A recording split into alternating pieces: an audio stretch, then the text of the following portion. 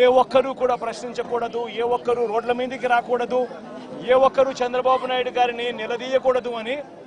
రాష్ట్ర వ్యాప్తంగా red book పాలన సాగిస్తా ఉన్నారు. రెడ్ బుక్ పాలనలో చంద్రబాబు నాయుడు ఆయన కొడుకు రాష్ట్రంలో రెడ్ బుక్ పాలన వాళ్ళు తెరిచి కక్ష సాధింపు చర్యలు వాళ్ళు చేస్తూ ఉంటే అక్కడి నుంచి మొదలైతే నియోజకవర్గ స్థాయిలో ఎమ్మెల్యేలు, మండల స్థాయిలో మండల నాయకులు, గ్రామ స్థాయిలో గ్రామ నాయకులు వీళ్ళందరూ కూడా రెడ్ బుక్లు వాళ్ళు తెరిచేసి వాళ్ళు ఊర్లలో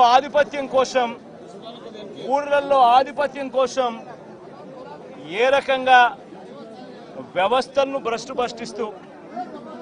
పోలీసులను నిస్తేదం చేస్తూ పోలీసుల సమక్షంలోనే ఏ రకంగా